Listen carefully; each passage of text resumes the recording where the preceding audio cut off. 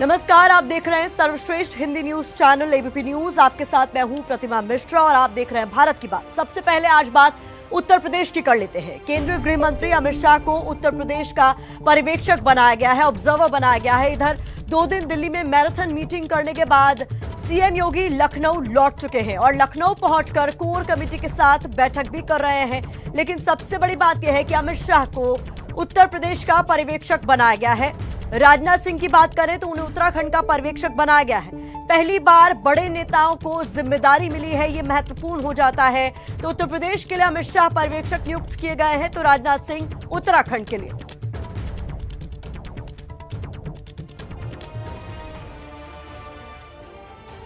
PM Modi के नेतृत्व में यूपी, उत्तराखंड, गोवा और मणिपुर चुनाव में बीजेपी ने जो जीत का डंका बजाया है, उसकी गूंज देश की संसद में भी सुनाई दे रही है। आज करीब 1 मिनट तक संसद में ताली और मोदी मोदी के नारे सुनाई दिए। आप भी देखिए विजय वाली ताली, मोदी मोदी वाली।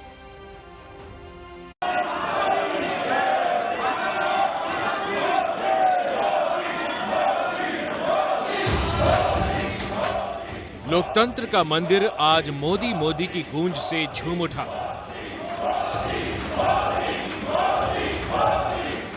बजट सत्र में आज जब पीएम मोदी लोकसभा पहुंचे तो एनडीए के सांसदों ने कुछ इस तरह उनका इस्तकबाल किया। स्पेशल बॉक्स विराजमान है।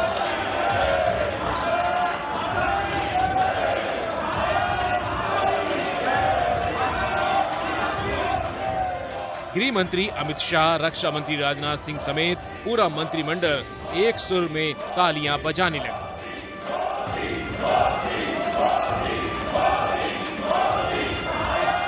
पीएम हाथ जोड़े हुए अपनी कुर्सी की तरफ आगे बढ़ते रहे। उनके साथ रक्षा मंत्री और गृह मंत्री भी कुर्सी पर बैठ गए, लेकिन पिछली कतार में बैठे नेता मोदी मोदी के नारे बुलंद करते रहे। कैमरे ने प्रधानमंत्री को क्लोज फ्रेम में भी उकेरा, लेकिन वो अपने काम में मशगूल रहे। इस दौरान वहां ऑस्ट्रेलियाई सदन के विशेष अतिथि गण मौजूद थे, जो पीएम मोदी की इस लोकप्रियता को देखकर हैरान रह गए और आपस में चर्चा करने लगे।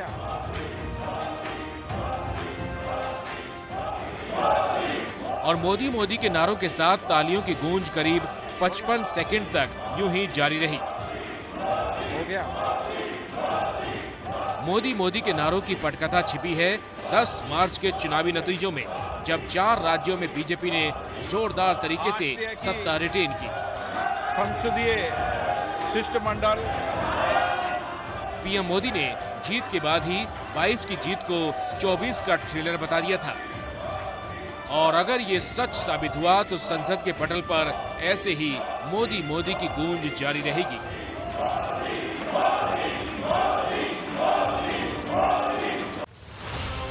और अब बात कश्मीरी पंडितों के पलायन की, जिसे वैसे तो 30 साल से ज्यादा बीत चुके हैं, लेकिन इन दिनों कश्मीरी पंडितों के दर्द पर एक बार फिर से चर्चा हो रही। इसकी वजह है एक फिल्म, नाम है द कश्मीर फाइल्स। क्या है इस फिल्म पर फसाद, देखिए। 30 साल के लंबे इंतजार के बाद आखिरकार अब कश्मीरी पंडितों के लब फिर से आजाद हो रहे हैं। सालों से कश्मीरी पंडितों की बेबसी, उन पर हुए अत्याचार को सियासत ने बर्फ की जिस मोटी चादर से दुनिया के सामने छिपा कर रखा था, अब उससे झूठ और अत्याचार की बर्फीली चादर फिसल रही है। मेरा मानना यह है कि डेमोक्रेसी में सरकारें कभी भी सिस्टम को नहीं चलाती हैं, वोट बैंक्स चलाते हैं। चूंकि आपकी यहाँ की डोगरा कम्युनिटी हो गई, कश्मीरी पंडित कम्युनिटी हो गई, इन लोगों का वोट बैंक की कोई चिंता करता नहीं, क्योंकि ये बहुत बड़े वोट बैंक हैं नहीं। लेकिन अब जैसे ये फिल्म है, ये फिल्म एक आवाज बनती है। जब ये आवाज बनती है तो सरकार भी उसको सुनती है। 1990 की इन सर्द रातों को याद कर आज भी कश्मीरी पंडितों की रूह सिहर जाती है। इसलिए इस शुक्रवार को जब कश्मीर फाइल्स सिनेमाघरों में रिलीज हुई तो कश्मीरी पंडितों के आंखों के सामने वो सारी काली रातें अचानक सामने आ गई। अब ये है कि ये मूवी सिर्फ मूवी नहीं है हमारे लिए कश्मीरी पंडित्स के लिए हकीकत है। अभी भी लोग हमको सुन ही रहे हैं, तो एक्शन कब होगा, हम वापस कब जाएंगे, सबके दिमाग में तो यही सवाल है। आज हमारी कहानी दोहराई गई है। आज हम जानते हैं कि किस तरीके से हमें बेघर किया गया, किस तरीके से हमारे भाइयों को, हमारे अपने पिताओं को मारा था और किस तरह से हम टेंटों में रहे हैं। 19 जनवरी 1990 को कश्मीर के पंडितों को कश्मीर छोड़ने का फरमान जारी हुआ था। एक ही दिन में 60,000 से ज्यादा कश्मीरी पंडितों ने परिवार समेत कश्मीर घाटी छोड़ी थी। 1990 में तकरीबन 3.5 लाख कश्मीरी पंडितों ने कश्मीर घाटी छोड़ी थी। घाटी में उस वक्त कश्मीरी पंडितों की आबादी लगभग 5 लाख थी। साल 1990 के अंत तक 95% कश्मीरी पंडित कश्मीर छोड़ चुके थे। 32 साल पहले लाखों कश्मीरी हिंदू तहस नहस कर दिए गए। हमारे भाई बहन, बूढ़े, बच्चे, मेरे अपने, मानो मेरे हाथ पांव, बाजू, मेरा खून, ये हार्ड मांस का शरीर जैसे रातों रात जिहाद ने रौंद डाला। 90 करोड़ का ये भरा पूरा देश बेखबर रहा। पुलिस मानो गायब हो गई, सेना छावनियों में पड़ी रही, मीडिया गूंगा बहरा हो गया और कश्मीर हम हिंदुओं से खाली करा लिया गया। लेकिन अब इस फिल्म को लेकर राजनीति भी हो रही है। एक और जहां बीजेपी फिल्म को हर राज्य में टैक्स फ्री करने की मांग कर रही है, वहीं विपक्ष इसे राजनीतिक हित की फिल्म करार देकर निशाना साध रहा है। शिवसेना सांसद प्रियंका चतुर्वेदी ने ट्वीट करते हुए लिखा, मुझे समझ नहीं आ रहा है कि फिल्म मेकर्स टैक्स फ्री की मांग क्यों कर रहे हैं। राष्ट्रीय हित की फिल्म के लिए जीएसटी माफ किया जा सकता है, लेकिन राजनीतिक हित की फिल्म के लिए नहीं।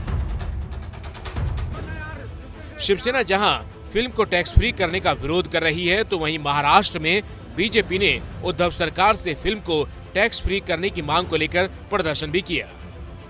एक और हिंदुत्व की बात करने वाली शिवसेना लोग मांग कर रहे, उसके बाद भी इसे टैक्स फ्री नहीं करती। क्यों नहीं करती? क्या कांग्रेस का दबाव है, इस कारण वे नहीं कर रहे? कहां खो गया उनका हिंदुत्व? यानी सत्ता के मोह में ये पूरी तरह से धृतराष्ट्र की तरह आंखों पे क्या पट्टी बांध के बैठे हैं। इन्हें इस फिल्म को टैक्स फ्री करना होगा, वरना महाराष्ट्र का हिंदू भाई सड़कों पर उतरेगा। हरियाणा, गुजरात, कर्नाटक सरकार ने फिल्म को अपने राज्य में जहां टैक्स फ्री किया है, वहीं मध्य प्रदेश की शिवराज सरकार ने फिल्म कश्मीर फाइल को दिखाने के लिए पुलिस के जवानों को स्पेशल छुट्टी का ऐलान किया है। कल फिल्म के निर्माता और डायरेक्टर ने पीएम मोदी से मुलाकात भी की थी।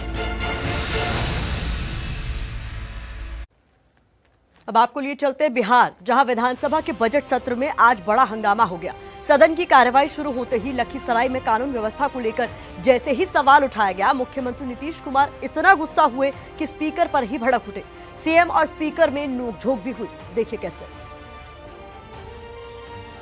इस तरह से नहीं चलेगा, ये बिल्कुल आप ही बता दें जैसे चले उसी तरह चलाएंगे। आप कौन है जो आप कह रहे हैं कि आज नहीं इसको दूसरे दिन देंगे? ये बात किसी भी तरह से मंजूर नहीं है। बिहार में एक बार फिर इस तरह गुस्से में दिखे मुख्यमंत्री नीतीश कुमार। रिकमेंडेशन देगी और इस बार नीतीश का गुस्सा तो बिहार विधानसभा स्पीकर विजय सिन्हा पर ही फूट गया। देखिए नीतीश का ये पूरा गुस्सा। मैं आसन से संरक्षित सदस्यों को करने के लिए करिएगा। और आपको मालूम है अभी हमने क्या कहा, 60 दिन के अंदर पूरी इंक्वायरी करो। अभी बीच में जहां जहां दिक्कत हो रही थी, SC ST की बैठक हुई, उसमें हमने क्या निर्देश दिया है, और फिर हमने डिपार्टमेंट को कहा, और डिपार्टमेंट के माध्यम से हम लोग पूरी मुस्तैदी से लगे हैं, और कहीं भी कोई क्राइम करेगा उसको किसी को बचाने नहीं देंगे हम लोग। और एक बात अच्छी तरह जान लीजिए, लेकिन इन सब चीजों को लेकर के, अपने इलाके की कोई बात को लेकर के, ये हाउस का चीज नहीं है, यह इंटरफेरेंस नहीं करना चाहिए, ये बात हम कह देते हैं। मैं जब प्रश्न आया, दरअसल सदन की कार्यवाही शुरू होते ही बीजेपी विधायक संजय सरावगी ने लखीसराय का मामला उठाया था। उस वक्त सीएम नीतीश कुमार अपने चैम्बर में थे। मामला उठते ही वो बेहद नाराज हो गए। गुस्से में सदन में आए और हंगामा करने वालों को जमकर फटकार लगा दी। स्पीकर को भी नहीं छोड़ा। सदन में सीएम भड़के तो स्पीकर ने भी शांति से जवाब दिया। नोकझोंक चलती रही। 60 दिन से ऊपर हो गया मामला, क्षेत्र जाते हैं, माननीय मुख्यमंत्री जी ये सम्मान आप लोगों ने ही दिया। जाते ही लोग क्वेश्चन खड़ा कर देता है, पूछता है आप इतने बड़े आसन पर बैठा करके, और मैं एक दारोगा का, एक थाना प्रभारी का, एक DSP की भी बात को नहीं रख पाता हूं। विधायिका का कई प्रश्न इस पर उठा है आप लोगों की बैठक में यह मामला उठा है, जैसा आप कहें, जैसे कहें सदन चलाना उसी तरह से सदन चलेगी। जिस पूरे लखीसराय मामले पर बवाल हुआ है उसके बारे में जानिए। लखीसराय में पिछले महीने सरस्वती पूजा के दौरान कानून तोड़ता जश्न का मामला है। कई जगह ऑर्केस्ट्रा के आयोजन में बार बालाओं का डांस हुआ था, हथियार लहराए गए थे, नोट भी बरसाए गए थे। आरोप है कि दबाव में पुलिस ने ऐसे आरोपियों को पकड़ा जो तमाशा देखने आए थे। असल मुजरिम बच गए। हम लोग और एक बात, इसी मुद्दे पर विधानसभा में कई दिन से हंगामा हो रहा था। स्पीकर खुद इस इलाके से जुड़े हैं। सीएम और स्पीकर में नोकझोंक हुई तो विपक्ष को निशाने साधने का मौका मिल गया। सभापति महोदय, विधानसभा के अध्यक्ष महोदय गिड़गिड़ा रहे हैं और माननीय मुख्यमंत्री जी उनकी क्लास लगा रहे हैं, नियम और संविधान बता रहे हैं। भारतीय जनता पार्टी और जेडीयू का यही रिश्ता है। सरकार में सिर्फ ये सत्ता के लोभ में है, जनता की भलाई के लिए इनको मतलब नहीं है। वैसे कानून व्यवस्था से जुड़ा लखीसराय ताजा मामला है, लेकिन मुख्यमंत्री नीतीश कुमार का ऐसे भड़कना कोई नई बात नहीं है। इससे पहले भी नीतीश कुमार चुनाव प्रचार से लेकर सदन में विपक्ष पर बेहद गुस्सा दिख चुके हैं। सवाल यह है कि आखिर मुख्यमंत्री नीतीश कुमार को इतना गुस्सा क्यों आ रहा है। बराबर बोलिएगा, बात नहीं सुनिएगा, तब हम कभी कुछ बोलेंगे। वक्त हो गया है भारत की बात में स्पेशल सेगमेंट का। बाहुबली फिल्म का एक डायलॉग खूब चर्चा में था। आप लोगों को भी शायद वो डायलॉग याद होगा। वो डायलॉग था, मेरा वचन ही है शासन। दरअसल योगी सरकार भी इसी डायलॉग को बीजेपी की यूएसपी बताने और बनाने में जुटी हुई है। मतलब बीजेपी जो वादा करती है वो पूरा करके भी दिखाती है। बीजेपी ने अपने संकल्प पत्र में वादे तो ढेर सारे किए हैं, लेकिन सबसे ज्यादा उत्सुकता होली से जुड़े उस वादे की है जो योगी को सीएम पद की शपथ लेने से पहले पूरा करना है। होली के सिर्फ 3 दिन ही बचे हैं। ऐसे में योगी अपने वचन को शासन बताने वाली बात कैसे साबित करेंगे, इसका इंतजार कईयों को है।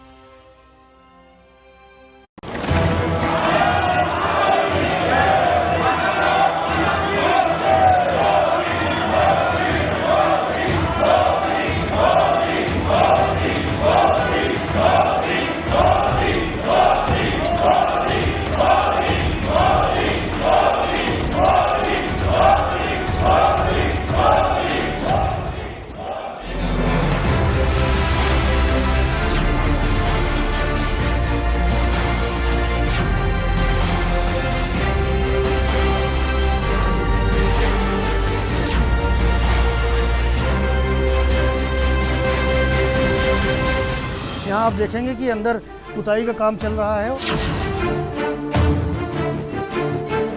हम जो कहते हैं वो करते हैं।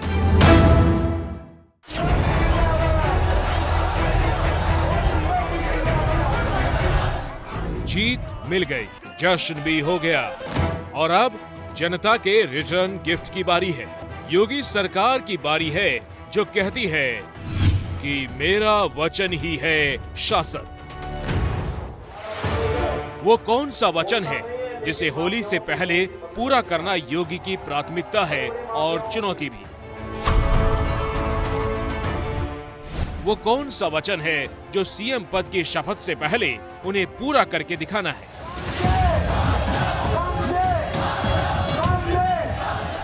इस सवाल का जवाब दें उससे पहले इन तस्वीरों पर गौर फरमाइए।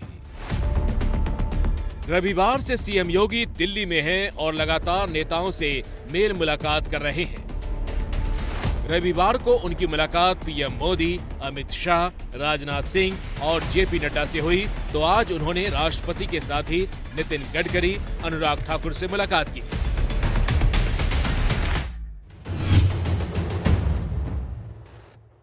चुनाव के बाद इन मेल मुलाकातों का मकसद एक दूसरे का शुक्रिया अदा करना है।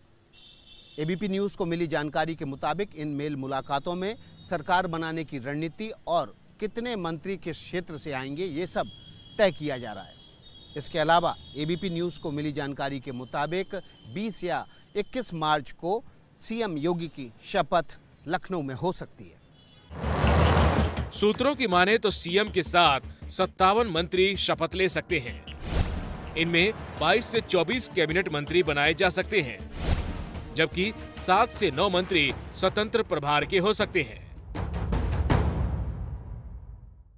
सूत्रों की माने तो बीजेपी यूपी इस शपथ ग्रहण समारोह को बेहद भव्य बनाने जा रही है। इस शपथ ग्रहण समारोह में न केवल प्रधानमंत्री बल्कि प्रमुख कैबिनेट मंत्री और दूसरे राज्यों के मुख्यमंत्रियों को भी आमंत्रित करने की योजना है।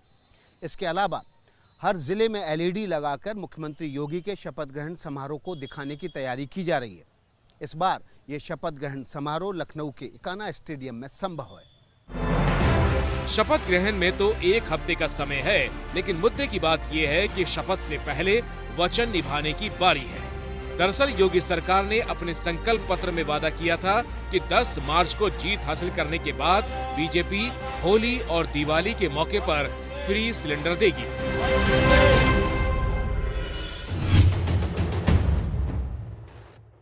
10 मार्च के बाद जब सरकार बनेगी, उज्ज्वला योजना के हर लाभार्थी को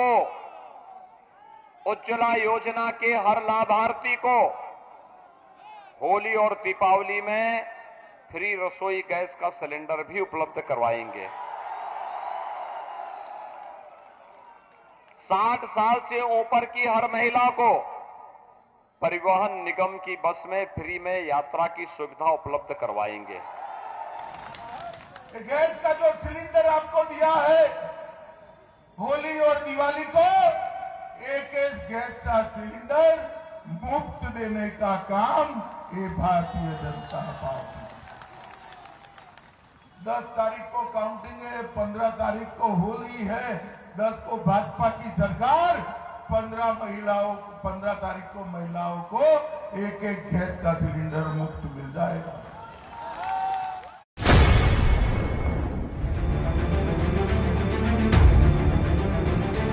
दे यहाँ तो कहा फायदा हुई जब दे यहाँ फ्री में यहाँ पता तो चला है कि फ्री सिलेंडर मिली है, तो मतलब फ्री ही किया जाए, और अगर फ्री ना हो पा रहा तो कुछ बहुत पैसे से मतलब मिले, वरना तो फ्री मिले। हम लोग चाहते हैं हमारे सिलेंडर फ्री दिए जाए।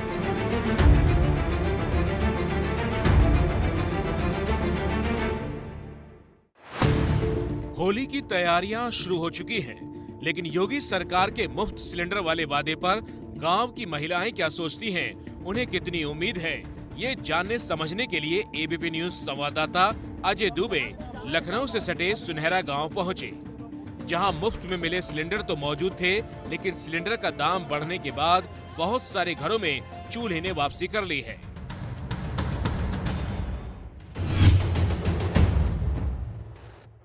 आप बताइए, सिलेंडर जब ये मिला था तो उससे क्या राहत मिली थी आपको? उससे पहले खाना कैसे बनाती थी?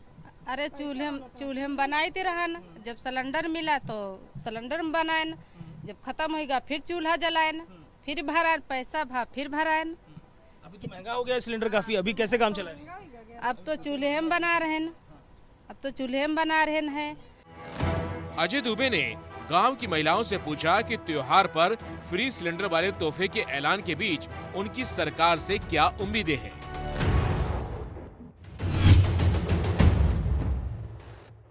सरकार से यही मांग है कि हम लोग को मतलब गरीब मने को फ्री दिया जाए। अब ये मतलब हम लोग समझ लो झोपड़ी, ये टूटा फूटा घर है, झोपड़ी ही समझ लो। इतने बड़े बड़े घर रहे ना, कहाँ से कमाई करे, कहाँ से 4 बच्चे पाले, कहाँ से मतलब इतना ज्यादा सिलेंडर का खर्चा बढ़ा के मतलब भराई करें। ये लखनऊ के सुनहरा गांव की वो महिलाएं हैं जिन्हें उम्मीद है कि महंगाई के इस दौर में जब सिलेंडर का दाम 1000 पहुंच चुका है, तब योगी सरकार होली पर फ्री सिलेंडर पहुंचाएगी तो घर में गुंजिया बनेगी। वादा पूरा करना जरूरी है, क्योंकि बीजेपी को साबित करना है कि वो जो कहती है वो करके दिखाती है, और योगी सरकार के मंत्री कह रहे हैं कि वादा जरूर पूरा होगा।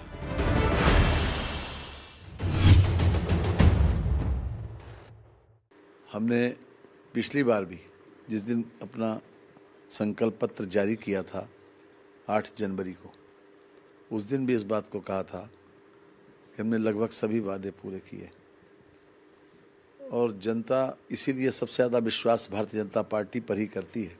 आप उस संकल्प पत्र के अध्यक्ष थे, जो घोषणा पत्र समिति बनी थी, और कई सारे वायदे इस बार काफ़ी चर्चा में हैं। होली दिवाली पर फ्री सिलेंडर देने वाले हैं, और होली बिल्कुल नज़दीक है, तो कैसे देंगे और किन किन लोगों को इसका लाभ मिलने वाला? देखिए, होली और दिवाली पर हमने इस बात की घोषणा की है कि साल में 2 सिलेंडर हम देंगे और जल्दी ही आपको इसको मूर्त रूप देखने को मिलेगा। प्रधानमंत्री उज्ज्वला योजना के तहत होली और दिवाली पर 2 मुफ्त LPG सिलेंडर महिलाओं को मिलने हैं। ऐसे लाभार्थियों की संख्या उत्तर प्रदेश में 1,60,00,000 है। होली और दिवाली मिलाकर साल में 2 सिलेंडर यानी 3,22,00,000 सिलेंडर देने होंगे और इस पर करीब 2,895 करोड़ का खर्चा आएगा। सिर्फ होली की बात करें तो 937 रुपए प्रति सिलेंडर के हिसाब से योगी सरकार को 1400 करोड़ खर्च करके ये वादा पूरा करना होगा।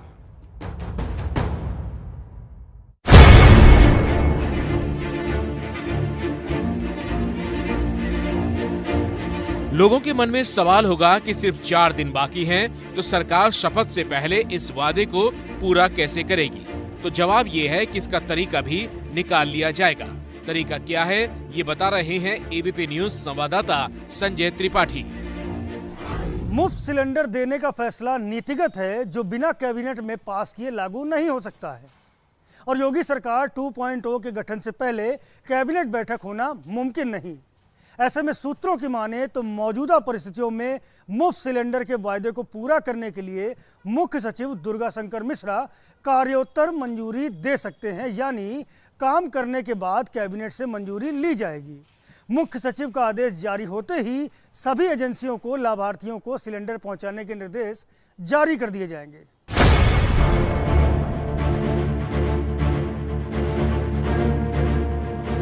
तो होली के पहले सिलेंडर उपलब्ध कराया जा सकता है और आज रात तक ये आदेश मुख्य सचिव कार्यालय से जारी होने की पूरी संभावना है। इसके अलावा योगी सरकार के कुछ और लोक लुभावन वादे हैं जिन पर जनता की नजरें टिकी हैं। 14 दिन के भीतर गन्ना किसानों को भुगतान से लेकर सरकारी बसों में बुजुर्ग महिलाओं को फ्री बस सेवा का वादा है। फ्री बस सेवा के वादे को पूरा करने के लिए भी काम शुरू हो चुका है, जानकारी जुटाई जाने लगी है। एक तरफ योगी सरकार वादे पूरे करने में जुटी है तो दूसरी तरफ नई सरकार की रूपरेखा तैयार हो रही है। सीएम योगी की रविवार को पीएम मोदी से करीब 100 मिनट की मुलाकात हुई। इस मुलाकात में योगी ने पीएम को शपथ ग्रहण में आने का न्योता दिया। बाद में पीएम ने ट्वीट करके योगी की तारीफ की। इस ट्वीट के साथ ही पीएम ने योगी के सीएम बनने की औपचारिक मुहर लगा दी। अब चर्चा इस बात की है कि यूपी में योगी के डिप्टी सीएम कौन होंगे। मौजूदा डिप्टी सीएम केशव प्रसाद मौर्य इस बार लहर में भी हार गए, जबकि दूसरे डिप्टी सीएम दिनेश शर्मा को संगठन में भेजे जाने की चर्चा हो रही है। ऐसे में जिन नामों को लेकर इस वक्त राजनीतिक गलियारों में चर्चा गर्म है, उनमें बेबी रानी मौर्य का नाम सबसे पहले नंबर पर है। बेबी रानी मौर्य इस बार आगरा ग्रामीण सीट से विधायक बनी है। बेबी रानी मौर्य पिछले साल तक उत्तराखंड की राज्यपाल थी। यूपी चुनाव से ठीक पहले उन्होंने इस्तीफा दे दिया। इसके बाद पार्टी ने उन्हें बीजेपी का राष्ट्रीय उपाध्यक्ष बनाकर चुनावी मैदान में उतार दिया। बेबी रानी मौर्य उस जाटव बिरादरी से हैं जिस बिरादरी की मायावती भी हैं। पार्टी ने उन पर दांव लगाकर आगरा के इलाके में जबरदस्त वोट बटोरे। यूपी में जाटव वोटरों की संख्या 12% है। इस बार 21% जाटवों ने बीजेपी को वोट दिया, जबकि 2017 में 8% जाटवों ने ही बीजेपी को वोट किया था। 65% जाटव अब भी बीएसपी के साथ हैं। ऐसे में सिर्फ एक डिप्टी सीएम बनाने की नौबत आती है तो बीजेपी की पसंद बेबी रानी मौर्य हो सकती हैं। लेकिन एक से ज्यादा डिप्टी सीएम बनाया जाता है तो फिर नंबर 2, 3 या 4 तक जा सकता है। ऐसे में डिप्टी सीएम के लिए प्रदेश अध्यक्ष स्वतंत्र देव सिंह है, मौजूदा डिप्टी सीएम केशव प्रसाद मौर्य और मंत्री ब्रजेश पाठक का नाम भी प्रमुखता से लिया जा रहा है।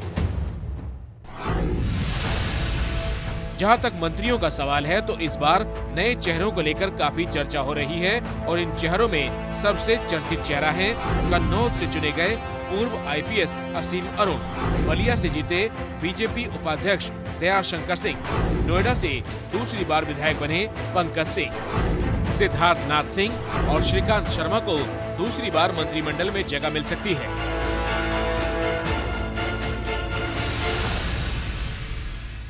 इस बीच बीजेपी केंद्रीय नेतृत्व की तरफ से पर्यवेक्षकों का ऐलान कर दिया गया है। बीजेपी पार्लियामेंट्री बोर्ड ने अमित शाह और पूर्व मुख्यमंत्री झारखंड के रघुवर दास को उत्तर प्रदेश में पर्यवेक्षक बनाकर भेजने का फैसला लिया है। तो साफ है कि यूपी में योगी के मंत्रिमंडल को लेकर दिल्ली सरकार भी एक्शन में है। दिल्ली से लखनऊ लौटकर सीएम योगी जो कोर कमेटी की बैठक कर रहे थे वो भी अभी खत्म हुई है। इस वक्त की महत्वपूर्ण खबर यह है कि लखनऊ में सीएम योगी की जो बैठक चल रही थी कोर कमेटी की वो खत्म हो गई है। दिल्ली से लौटे हैं मुख्यमंत्री योगी आदित्यनाथ, उसके बाद लखनऊ पहुंचते ही बैठक का सिलसिला शुरू हुआ। ये बैठक फिलहाल खत्म हो गई है।